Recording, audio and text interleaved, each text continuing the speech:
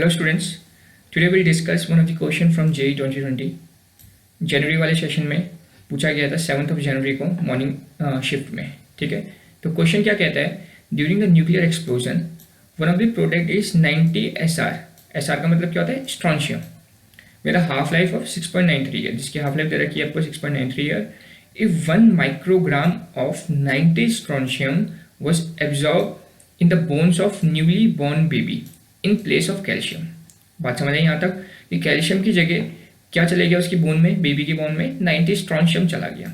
कितना gram, 1 microgram. How much time in the year is required to reduce it by 90% if it not lost metabolically.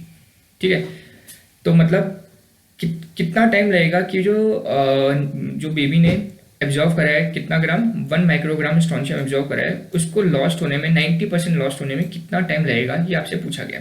तो simple सा kinetics का question है, chemical kinetics का, और ये बहुत ही सिंपल क्वेश्चन है, केवल और केवल फॉर्मूला बेस्ड क्वेश्चन है. ठीक है, 2 फॉर्मूले इसमें यूज करेंगे, डायरेक्ट उन फॉर्मूला बेस्ड क्वेश्चन है. तो सबसे पहली बात, न्यूक्लियर एक्सप्लोजन है तो कौन से ऑर्डर की रिएक्शन होगी, फर्स्ट ऑर्डर की रिएक्शन होगी. तो सबसे पहले आपको इसके अंदर फर्स्ट ऑर्डर रिएक्शन की रेट कांस्टेंट और टाइम के बीच में रिलेशन पता होना चाहिए. तो क्या रिलेशन, जिसको नहीं पता उसके लिए मैं यहाँ लिख रहा हूँ. तो for the first order reaction the relation will be K is equals to 2.303 upon T log A0 upon AT. ठीक है, ये सबसे पहले आप लोग ध्यान रखेंगे. Where K is the rate constant, T is the time, A0 is the initial concentration and AT is the final concentration. ठीक है, इतनी बात समझ आ गई. नाउ हमें पता है कब तक बतानी है फाइनल कॉन्सेंट्रेशन क्या होनी चाहिए, when the time required to reduce its by 90%. मतलब डेफिनेटली आपको यहाँ से टाइम निकालना है, और कब तक टाइम निकालना है, जब इनिशियल कॉन्सेंट्रेशन 90% खत्म हो जाए. मतलब अगर इनिशियल 100 होगी तो फाइनल क्या मान के रखेंगे आप, फाइनल इज नॉट 90, ध्यान रखना, फाइनल इज 10. समझ आ रही है, क्योंकि 90% तो खत्म हो चुकी है, तो 80 इज द फाइनल कॉन्सेंट्रेशन. जो 90 खत्म हो गई तो बची कितनी है, 10. तो इसको भी मैं यहाँ लिख देता हूँ आपके लिए. तो A0 इज 100 एंड 80 इज 10. ठीक है, यहाँ तक बात समझ आ गई. A0 100 मान लिया है और 90% खत्म हो गया है, मतलब it is equal to reduce, घट गई है 90%. तो अगर 90 घट गई है तो फाइनल बची कितनी, तो बची है हमारी 10. तो that's why 10. So now in 2 values को अपने क्वेश्चन इस फॉर्मूले के अंदर पुट कर देते हैं. तो हमारी क्या आएगा formula, 2.303 log A0 upon AT, ये हमारे पास फॉर्मूला था. इसके अंदर हमने A0 और AT की वैल्यूज़ को सब्स्टिट्यूट कर दिया. A0 100 and AT is 10. ठीक है, तो इसको सॉल्व करते हैं. 0 से 0 कैंसिल आउट हो गया, तो कितना बचेगा, log 10 बचेगा.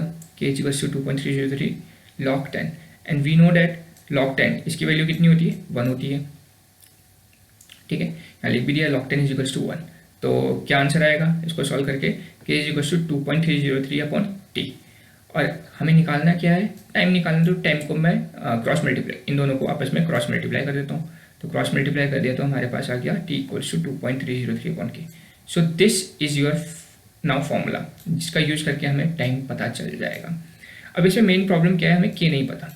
K नहीं पता तो पहले कहीं किसी चीज़ का यूज़ करके अगर मुझे K पता चल जाएगा तो मैं यहाँ पुट करूँगा तो मेरा आंसर आ जाएगा. तो इसके लिए हमें क्वेश्चन में गिवन है, क्या गिवन है, हमारे पास हाफ लाइफ गिवन है.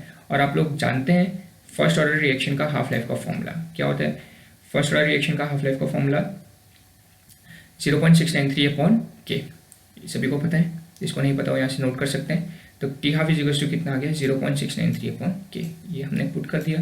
तो यहाँ से इन दोनों को फिर क्रॉस मल्टीप्लाई कर देते हैं. तो K कितना आ जाएगा आपका, K will be 0.693 upon T half. And T half जो है वो क्वेश्चन में गिवन ही है, कितना, 6.93 ईयर्स दे रखा है, देखो आपको क्वेश्चन में. तो T हाफ की वैल्यू पुट कर देंगे 0.693 डिवाइड बाई 6.93 ईयर्स. इसको सॉल्व करा तो K will comes out 0.1. K की वैल्यू कितनी आ गई, 0.1. ठीक है, तो बस अब इस वाले फॉर्मूले को फिर से उठाओ, क्योंकि एट लास्ट आपको निकालना क्या है, टाइम निकालना है. तो टाइम का इस फॉर्मूले में पुट कर देंगे. K की वैल्यू कितना आएगा, 2.303 अपॉन K इज 0.1, हमने यहाँ कैलकुलेट करा था. इसको सॉल्व कर लिया तो हमारा आंसर तैयार है. टाइम कितना आ गया, 23.03 ईयर. तो that will be your answer. तो ये आपका आंसर है. एकदम सिंपल सा क्वेश्चन था. तो यहाँ पर मैं आंसर भी लिख देता हूँ इसका. कितना आंसर आ गया, 23.03 ईयर्स. ठीक है। तो एकदम सिंपल सा क्वेश्चन है, डायरेक्ट फॉर्मूला बेस्ड क्वेश्चन है, तो ध्यान रखना आप लोग को फॉर्मूलेज का, खास तौर से थर्मोडायनेमिक्स और केमिकल काइनेटिक्स के फॉर्मूले को आप ध्यान रखेंगे, क्योंकि most of the time in दोनों चैप्टर से directly formula based question exam में पूछे जाते हैं। तो और किसी को कोई भी इस क्वेश्चन में डाउट है तो कमेंट सेक्शन में आप कमेंट करिए, और इसके अलावा भी आपको कोई अगर डाउट है तो उसे भी आप लोग कमेंट सेक्शन में पूछ सकते हैं, हम नेक्स्ट वीडियो उन डाउट्स के ऊपर बना देंगे। Thank you.